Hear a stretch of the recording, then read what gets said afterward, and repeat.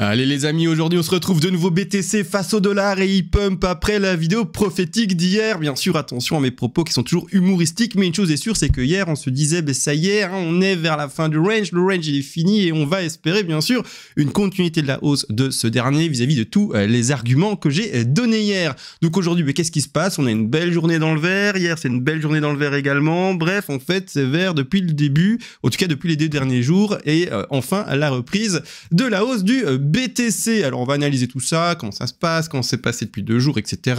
Étant donné que je n'ai pas fait de vidéo depuis plus de 2 mois en fait, la première après 2 mois c'est celle d'hier, et 2 mois c'est normal quand on est dans un range, il n'y a rien à dire. Alors c'est étonnant, vous allez vous dire maintenant tu reprends la vidéo alors qu'on est encore dans le range, parce que ça y est les gars, je le sens, ça y est, maintenant le bull run reprend, d'accord? Donc quand je le sens, j'y vais, à la fois par mes analyses, par également les différents arguments qui ont pu être donnés hier. Alors là, pour le moment ça pump, on va d'ailleurs montrer une petite chose, est-ce que je vais pas changer de graphique juste pour montrer ce que d'ailleurs j'avais expliqué hier en fait, encore et toujours, on s'en fout, on va retirer. Beaucoup de mots hier aujourd'hui, on va essayer quand même de un peu se calmer par rapport à ce mot là, parce que sinon ça va devenir un toc carrément, mais on y voyait, d'accord? Alors tiens, ici je suis en quoi là? Je préfère aller... je préfère ici.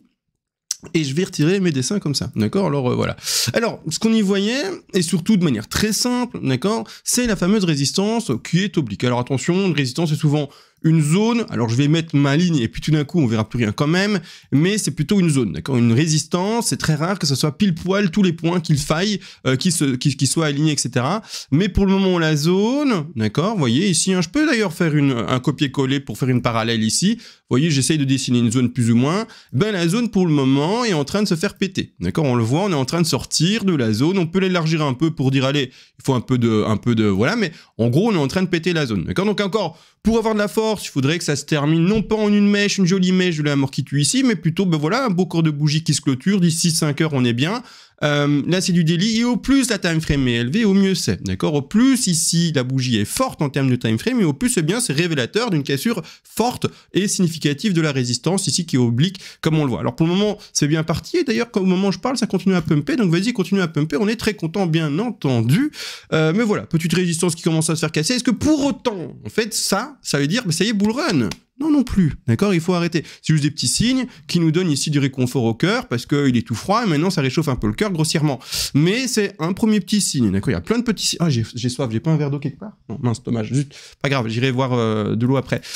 Mais c'est un des premiers petits signes qui, réconforte un peu l'idée qu'on casse maintenant des petites résistances, etc. Et c'est même pas des résistances majeures, c'est juste ici, petite résistance, on reste dans le range, il n'y a rien non plus de significatif par rapport à ça. Malgré tout, je vous l'ai dit, ok, historiquement, le BTC, maintenant, est en phase de bull run, etc. Il n'y a aucune raison pour que l'on croit vraiment à une phase bear maintenant.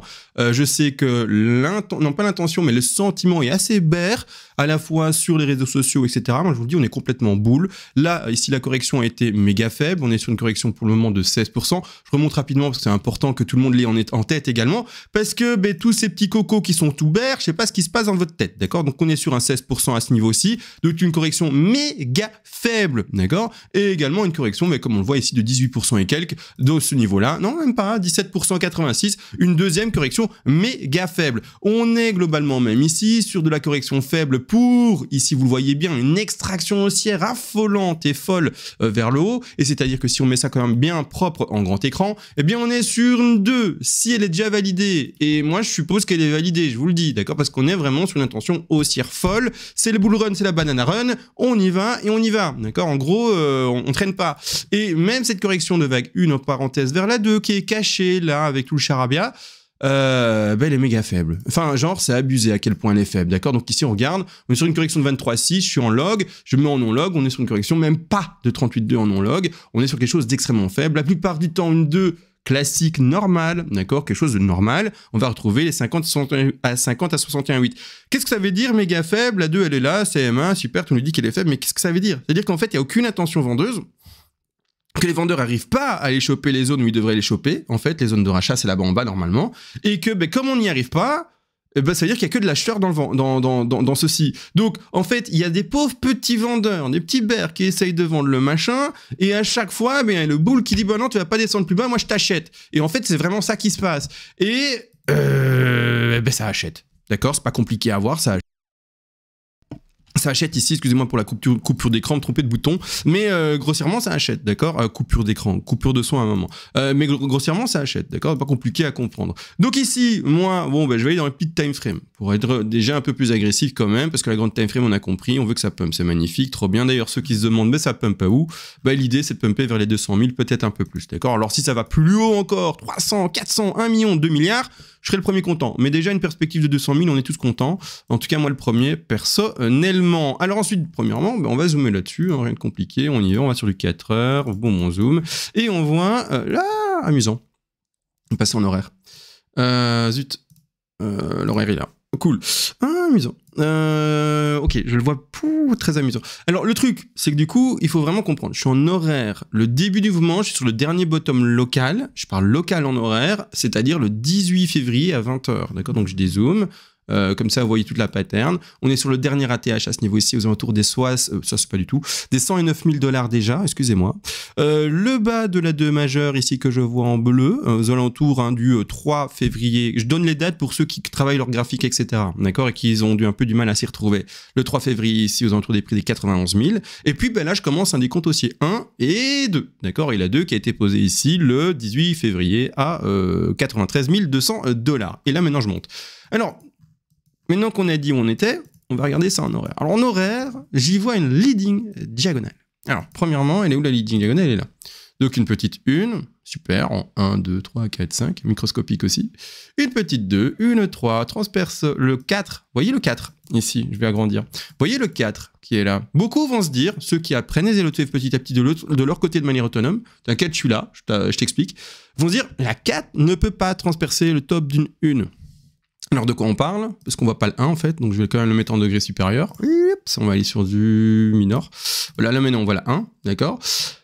Donc je répète, quelqu'un qui apprend doucement les LOTE va dire la 4 ne peut pas transpercer le top d'une 1. C'est vrai dans le cas d'une impulsive, c'est faux dans le cas d'une leading diagonale. Alors, c'est deux choses différentes. Google est ton ami, bien sûr. Tu tapes leading diagonale, image, et pouf, tu auras des images de Elliott Wave qui font cette pattern-là avec une 4 qui transperce le top de 1. Alors, il y a beaucoup de règles en Elliott Wave.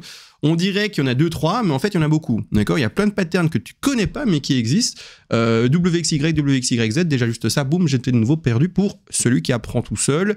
Et comment on compose une WXY, c'est également assez compliqué. D'accord? Donc, il y a beaucoup de choses à voir. Mais soit tu le fais de manière autonome, tu es autodidacte, etc., tant mieux, let's go, il n'y a pas de souci. Soit également, tu te dis, pourquoi pas, eh bien, à la fois soutenir la chaîne et à la fois apprendre avec ses mains. Et trop bien, et à ce moment-là, tu rejoins le Discord à 30 € pour un mois, c'est-à-dire moins d'1 € par jour, d'accord? C'est comme quand tu allais en classe, tu te permets de payer un professeur, etc. Comme quand tu vas à l'école, en fait. Tu dis, allez, moins d'un café par jour, let's go, allez, faisons-nous plaisir. Et tu auras des lives, d'ailleurs, où tu vois les analyses du BTC, la 3 live semaine, et également, bien sûr, altcoins et bourses. C'est trop bien, c'est beau la vie, d'accord? Et puis après, t'as le forum, la communauté, tout ça, tout ça. Bon, bref.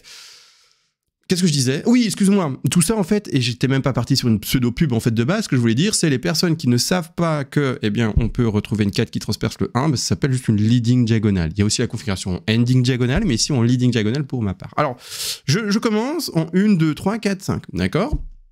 Je pose ma 5, magnifique, on est trop content. Et qu'est-ce qui se passe? Mais, vous savez, quand on a 5 vagues, et surtout en leading diagonale, mais ça commence à un degré supérieur. Et d'ailleurs, on le voit ici, il y a un petit degré là, en bleu, 1, 2, 3, 4, 5. Ok? On a complété un degré supérieur qui est là, 1, 2, 3, 4, 5. Mais du coup, qu'est-ce qu'il y a là? Un degré supérieur. Alors, on va le placer. On va le placer. On va aller sur... Hop! Je vais le mettre là, juste au-dessus pour qu'on voit, d'accord? 1, 2, normalement, aller chercher, 3, 4, 5, d'accord? Changer sa couleur. Alors, je vais changer... Qu'est-ce que je mets pour que tout le monde voit? Est-ce que vous voyez en jaune, les amis? Bon, malheureusement, on n'est pas en live, vous pouvez même pas me dire, mais je suppose que vous êtes tous en train de dire « Oui, CMA, c'est bon, on voit. » Donc, nickel. Merci, les amis. Je vais juste remettre ça ici en petit, en minuscule. Là, on est bon. Est-ce que je mets maintenant en transparence les petites lignes blanches? Oui, on les retire, plus besoin, d'accord? Le sous-décompte en 5, ici, je vous l'ai montré en bleu, on peut le retirer aussi. Comme ça, c'est juste lisible, facile et compréhensible. En tout cas, on essaye de tendre vers quelque chose de propre. Ici, hop, je vais également le mettre un peu moins visible ce degré-là. Comme ça, on voit ce qu'on travaille en horaire. Alors moi, je pose mon top 1 là. D'accord? Donc 1, 2, 3, 4, 5, pouf. Là, maintenant, j'ai besoin d'une réaction normalement forte. Je ne l'ai pas encore. Ce qui vient de se passer, c'est que ça a corrigé, que ça a repumpé encore au moment où je parle. J'ai pas d'eau, zut. J'ai vraiment hyper soif. Mais j'attends ma correction, je l'ai toujours pas. Et ce truc-là est trop faible. Et en termes de leading diagonale, j'ai bien mon top de 1, ma correction de 2, mon top de 3, ma correction de 4 et mon top de 5. Il n'y a pas forcément sur une leading diagonale ou une leading diagonale de divergence pour les sous-décomptes. Donc j'ai bien en fait mon top 1. Je suis assez content. Mais j'ai pas ma 2 encore. C'est-à-dire que si ça c'est la 2, n'importe quoi. Enfin, n'importe quoi, j'ai jamais vu un truc aussi boule de ma vie, alors ça veut dire que ça va partir comme ça. En gros, en mode fusée, en mode on n'a pas compris ce qui se passait, on va directement là-bas tout en haut. Non, il y a un moment où normalement il y a quand même un peu de vendeurs. Même dans un marché haussier, il y a quand même un moment où il y a quand même la prise de bénéfice à un moment. Hein. Donc là, moi, il y a un gêne. C'est très rapide, très court. Moi, je préfère que ça dure un peu quand même ici. D'accord? Alors là, maintenant, malheureusement, je m'attends quand même à une correction malgré ce pump. Alors, comment ça se passe? Mais quelles sont les zones? On se rappelle, 50, 61, 8. Ce que j'ai dit en début de vidéo pour les time frames plus élevés. Donc, on va chercher normalement 50, 61, 8 de correction. Ok? Donc, la zone, vous inquiétez pas, je vais tout aborder. La zone théorique d'achat, c'est ça. Hein? Maintenant, on est effectivement dans un marché ultra bull. Enfin, selon moi, hein, d'accord, on verra dans 6 mois, 7 mois, 8 mois, 9 mois comment ça s'est déroulé jusqu'à la fin de cette année-ci. Mais selon moi, on est vraiment dans un marché ultra bull. Hein, on va péter les 100 000, les 150, les 200, etc. Même les 100 000 sont déjà pétés d'ailleurs. On est vraiment dans quelque chose d'ultra bull. Donc, il se pourrait que, malgré tout, la zone théorique ici d'achat, hein, où on va retrouver en fait cette zone-là à hauteur de 73% d'écart, une 2, donc c'est-à-dire dans le Fibonacci des 50 68, il se pourrait qu'elle ne soit pas retrouvée. Donc normalement, il faut quand même mettre des ordres d'achat là-dessus si vous faites du trading. Vous vous dites, bon, c'est quand même la théorie, je mets un ordre d'achat sur les 50, un ordre d'achat ici sur les 61 8, il y a un seul rectangle, mais en fait on achète la borne haute du rectangle et la borne basse du rectangle, c'est-à-dire que ce que je peux faire, c'est plus ennuyeux comme manipulation, mais c'est une borne d'achat, un ordre à placer, vous avez compris, un deuxième ordre à placer, donc ici, hein, pouf pouf, mais comme on sait que dans les phases de bull run, les corrections sont faibles, mais pourquoi ne pas mettre également peut-être des zones d'achat un peu plus précoces? Celle-ci, et bon, elle a déjà été touchée, c'est dommage, mais celle-ci. Et donc vous pouvez soit manipuler, donc dire j'achète 25%, 25%, 25%, 25%, cassez pas la tête, ou alors aussi, par exemple là, ouvrez les guillemets, je parle à votre place, moi je privilégie une zone d'achat très précoce, très rapide, une correction du cours qui sera faible et ne pas du tout privilégier les zones d'achat qui seront fortes, donc fortes plus ou moins ça, hein, ce que je veux dire, donc faible, fort, d'accord. Et donc moi je vais acheter du, je sais pas moi, du 40, et puis 10 et 10. Donc 40, 40, 80, et puis on complète avec les 20 derniers pourcents. Par exemple, vous pouvez manipuler bien sûr vos ordres d'achat, comme vous le désirez, et leur donner un ordre d'importance. Bon, ça c'est chacun son souci et comment il va rentrer en trade. Comment ça s'est passé ici? Bon, pour le moment, moi j'aime pas ça. Je vous l'ai dit, il n'y a pas de développement, il n'y a rien pour une zone de vente. Quand même, un peu chelou, toi. Hein. T'es un peu trop rapide, mon gars. Prends quand même le temps de respirer. On n'a pas encore non plus commencé la banana zone à proprement parler. On est encore maintenant le range. On est un peu pumpé, oui, c'est vrai. Mais bon, encore, on est dans une zone encore un peu non tendancielle. C'est-à-dire que, waouh, le mot utilisé, c'est peut-être pas le bon mot, en fait, finalement, mais la tendance n'est pas encore vraiment indiquée et elle n'est pas... vous avez compris l'idée, quoi. Donc elle n'est pas marquée, quoi. Et donc comme on n'est pas marqué, il ne faut pas non plus forcément espérer des expressions de correction ultra bull. Par là j'entends, et alors du coup des termes techniques, je suis désolé, mais par exemple des flats en running. Bon, ça existe, hein, mais voilà, peut-être donc voilà, on va peut-être faire attention à ça. Donc on va regarder déjà quel retracement. Parce que bien sûr, j'utilise ce terme de flat en running expressément. Parce que là, on va regarder si on va chercher 123, 127. Et là, on va aller chercher, alors, pas exactement, et en log, ça donne quoi? Non, ça change rien en log. Il n'y a pas assez de différence de prix que pour que ça change quelque chose avec l'échelle logarithmique et non logarithmique. Mais là, on y est presque. Donc, une flat en running, c'est quoi? C'est quand je vais placer ma A, chercher ma B. Alors, ça peut même encore un peu pumper ici que je suis encore dans ma flat running. Flat en running, c'est une B qui va chercher 123, 127, voire même 138. Vous voyez, c'est voilà, cette borne-là, on va la placer là, B, et puis chercher une C. Flat en running, on va chercher les 61, 100, par exemple. Hein, d'accord? Alors, du coup, vous allez vous dire, mais sont les 61, 100, ils sont pas là? Enfin, non, ça c'est le Fibonacci de retracement. Pour le trouver, il faut placer, bien sûr, le Fibonacci d'extension. Pour la C, hein, on utilise des Fibonacci différents selon, simplement, le retracement de la B ou l'extension de la C. Et là, les objectifs sont où? Là, 61, 8, mais donc du coup, ça ferait une A, B, C, 2 comme ça, et c'est méga boule de la mort qui tue. Regardez, je vous dessine ça. Ça, c'est une consolidation bear. mais c'est-à-dire que c'est une correction, mais dans le sens où elle est tellement soufflée par les boules que la pattern se termine plus haut et non pas là-bas en bas. Et la 2 se termine là-bas en haut. Vous voyez l'idée, complètement fou le truc. Donc c'est ultra boule si ça fait ça. Malgré tout, dans le cas d'une running, donc bon, on va simuler, ça peut encore pumper, mais allez, simulons que, voilà, ça soit le top là maintenant où je parle. Simulons ça, on s'en fout, ce sera un peu plus haut plus tard. Si après la vidéo, vous voyez que ça pumpe de quelques pixels encore, c'est pas grave. Mais allez, simulons. Donc là, la zone d'achat, si vous voulez jouer la pattern en running, par exemple, elle serait très précoce à 97 500. Deuxième zone d'achat, toujours, c'est aller chercher les 100%. Mais là, finalement, voilà, vous voyez, ça joue et ça corrèle bien avec les toutes petites corrections. Ça serait ici chercher la zone des 97 000, allez, 96 900 $ d'achat, d'accord, pour avoir une coordination avec la correction de 2 très faible à 23% de Fibonacci. Donc ça, c'est possible aussi.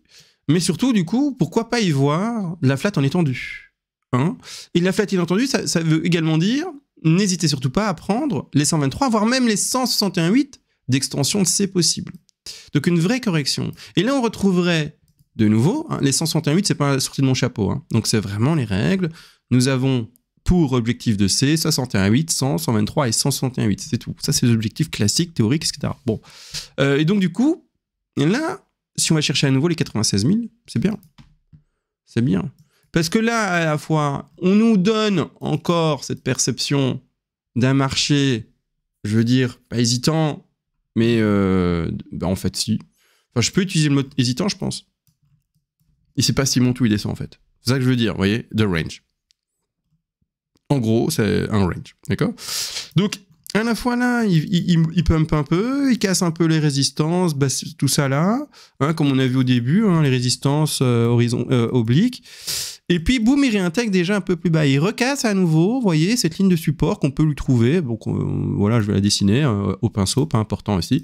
Mais la ligne de support qu'on peut lui trouver, d'accord? Hop, on la rebreak.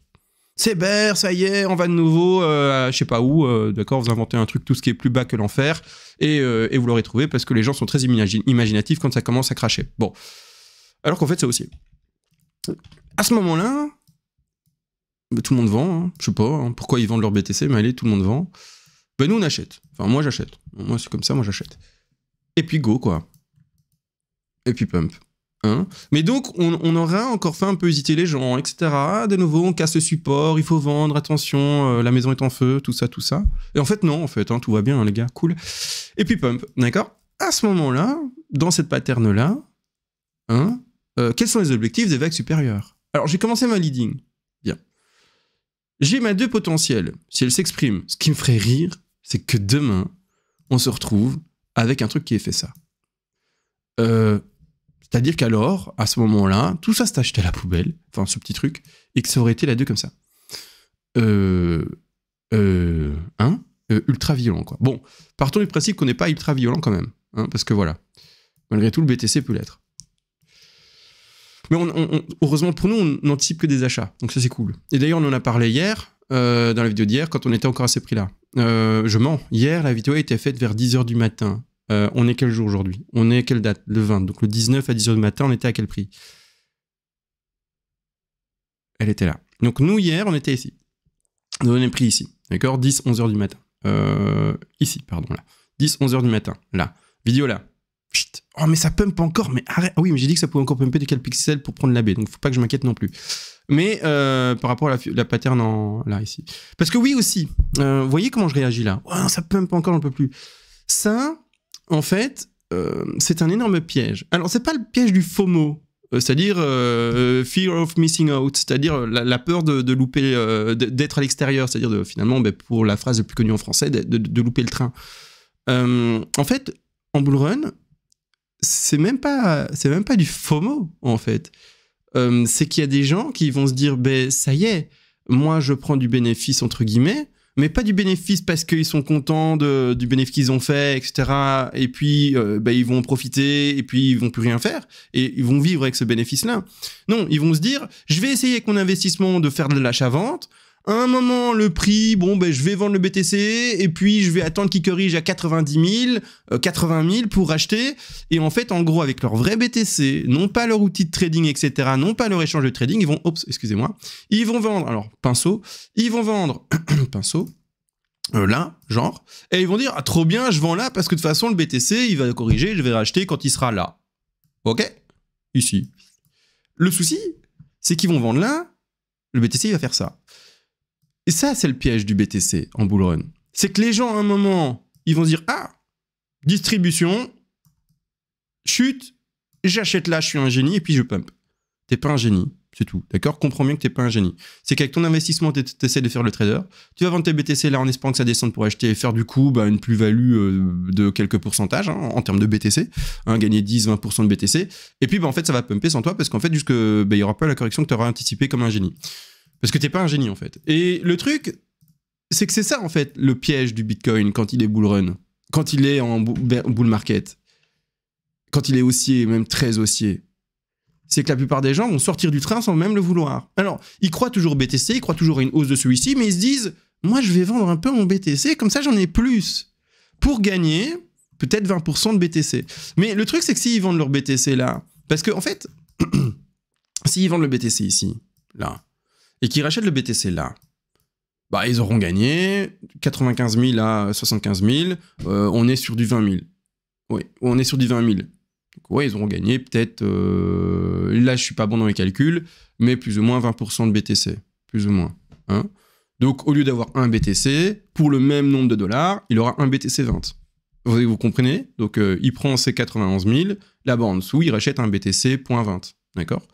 Par exemple, hein, je suis pas bon dans les calculs, ceux qui ont des calculettes sous la main, dites-moi, mais bref. En gros, il aura un peu plus de BTC s'il a eu raison, s'il a bien fait son move. Mais s'il a mal fait son move et qu'il n'y a pas ça, c'est pas vrai ça, il n'y a pas.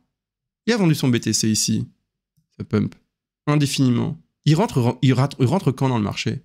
C'est fini, il est en dollars, il est exposé au dollar. Terminé. Et il ne rentre plus jamais, hein, parce qu'il va se dire « Ah, zut, j'ai vendu au mauvais moment.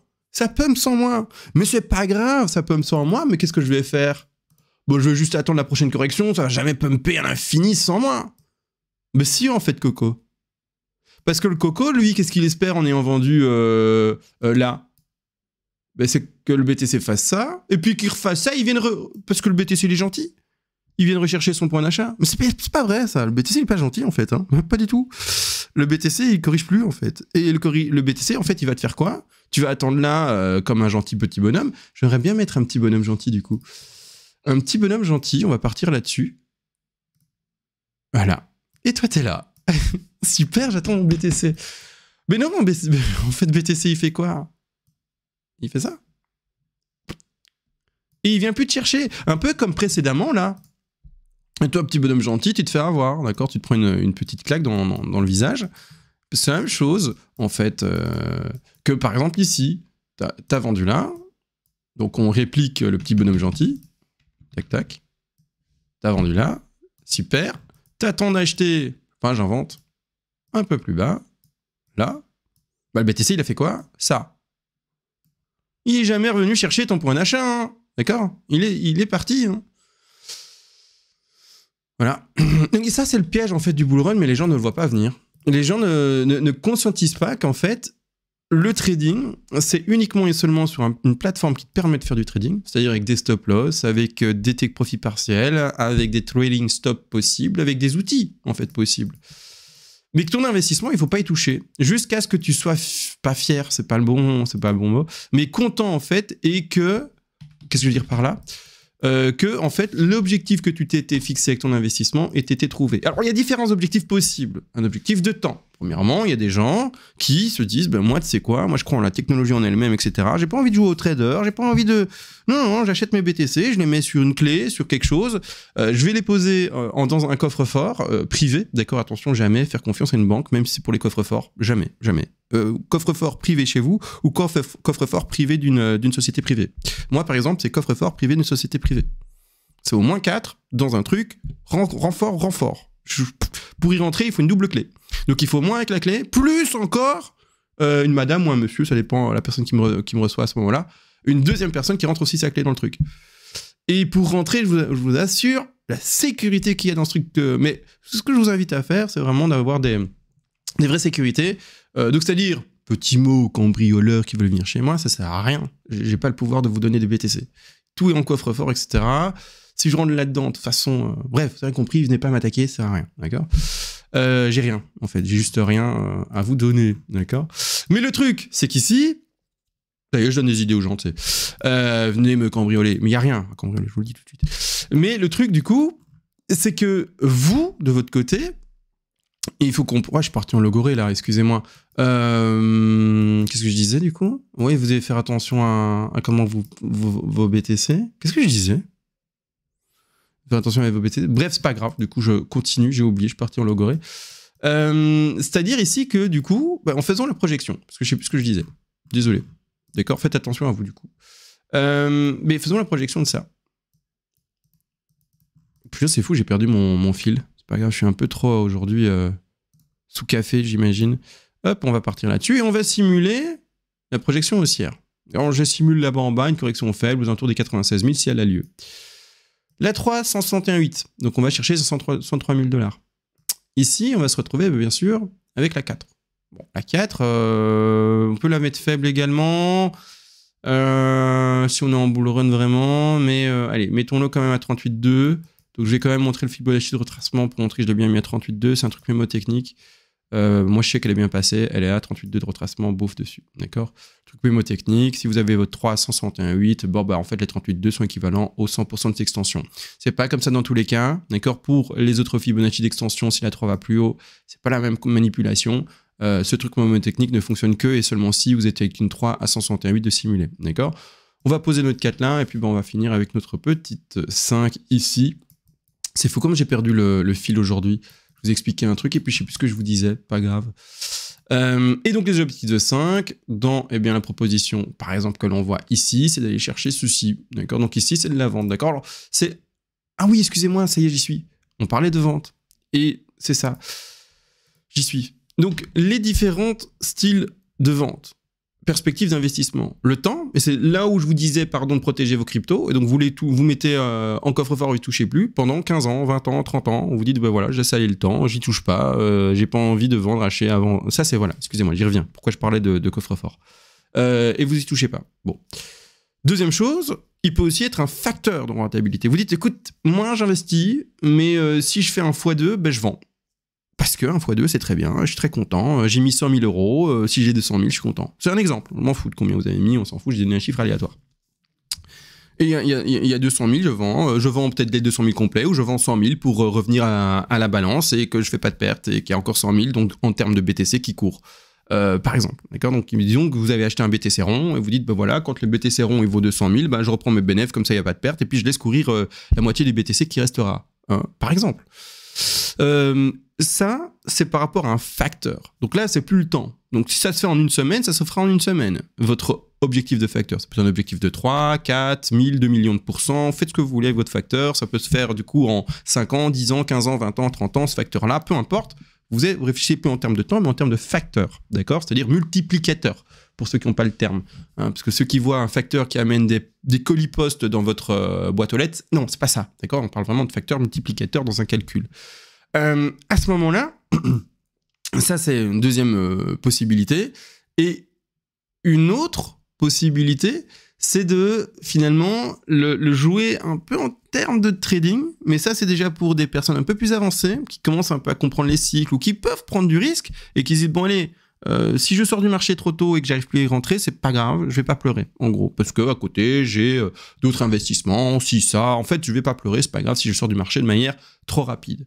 C'est ceux qui vont se dire, je vais jouer par exemple les cycles. Donc, je vais essayer d'acheter le bottom, enfin en tout cas le bottom, le bas d'un bear market, pour après essayer de revendre le haut d'un bull market. Donc en dézoomant, hein, simulons en fait quelqu'un qui a envie de faire ça, c'est... J'ai l'impression d'être en live. Je parle de manière aussi naturelle que si j'étais en live. C'est quelqu'un qui... Je suis déjà à 29 minutes de vidéo. Je suis en live en fait, c'est pas possible. C'est quelqu'un qui... Où est ma flèche? Ici. C'est quelqu'un qui va essayer de timer un peu, se dire, ben, je vais acheter les bornes basses pour revendre les bornes hautes là-bas, je vais acheter les bornes basses pour vendre les bornes hautes là-bas, je vais acheter les bornes basses pour aller vendre les bornes hautes là-bas. Quelqu'un qui essaie de timer un peu. Tac, tac, tac, tac, tac. Et qui essaye de sortir à chaque fois à ce niveau-là, vers les niveaux hauts. Compris l'idée, d'accord? Et d'acheter dans les niveaux bas. Pouf, pouf, à chaque fois. c'est une autre possibilité, d'accord? C'est quelqu'un qui va essayer d'optimiser son investissement et de pas dormir complètement, d'accord? Mais lui, du coup, c'est différent. Il s'en fout du facteur ou quoi. Il va vraiment essayer de jouer l'achat bas, la revente haute, l'achat bas, la revente haute, parce que, selon lui, eh bien, il voit à chaque fois des zones de crash et il dit, il y a moyen de timer ça, etc. Et why not? Et en effet, pour le moment, c'est possible de le timer. Parce qu'à chaque fois, les tops ont été faits fin d'année 2000 quelque chose. Ici, fin d'année 2017, novembre 2017. Ici, novembre 2021. Ici, si on veut timer, qu'est-ce qu'il va faire? Il va plutôt vendre vers novembre de 2025, d'accord? Vers 2026. Donc, voilà, c'est un autre profil, mais qui prendra bien sûr en compte le risque de, si ça continue à pumper, parce que ce cycle est différent des autres précédents, et bien à ce moment-là, il va accepter la perte. Enfin, la perte, ça continue à pumper ou 1,88 %? Allons en horaire. Ok. Fibo vite fait. Attendez. Juste pour voir où on en est. Mon aimant. 123, 30. On continue à percer un peu. Je vous dis, la zone, c'est là-bas en haut. Ça peut encore pumper un peu. Et on verra comment ça s'exprime ensuite pour la C, bien sûr. Et la 2, tout simplement. J'ai fait les perspectives haussières aussi. Oui, je vous ai montré ici. Le premier objectif à aux alentours de 105 000. Donc, c'est un retour vers la borne haute quand même. Donc, ça, c'est sympa. On est bien. On est plutôt bien. Et puis après, on verra pour les degrés supérieurs, on n'y est pas encore. Faisons déjà ce petit degré-là. Vous avez compris que probablement cette 3-là sera complétée avec un sous-degré encore qui représentera quelque chose comme ça, par exemple. Vous voyez, tout simplement. Mais on n'y est pas encore. Ça, on va bien sûr laisser le temps faire. Vidéo assez longue. Je suis désolé ou pas, en fait. Est-ce que je suis désolé? Non, je ne suis pas. Parce que je fais comme ça. Moi, je prépare jamais mes vidéos, etc. Je le fais au mood et le mood était bon aujourd'hui. Je suis parti en cacahuète un peu, mais c'est pas grave. Je suis mon propre patron, c'est moi qui décide. Je m'amuse et point barre. Moi, YouTube, c'est une passion avant tout, c'est pas autre chose. Donc je fais mes vidéos quand je veux. Je fais des vidéos parfois après 2 mois de pas de vidéo parce que j'ai pas envie, parce que ça range et j'ai pas envie de faire des vidéos pour m'ennuyer. Ou alors également, là, je suis tout motivé parce que ça y est, je suis en boule run et j'ai envie de faire plein de vidéos. Et des vidéos de 30 minutes si nécessaire aussi, d'accord? Allez, sur ce, je vous fais des bisous les amis, on se retrouve à la prochaine et ciao!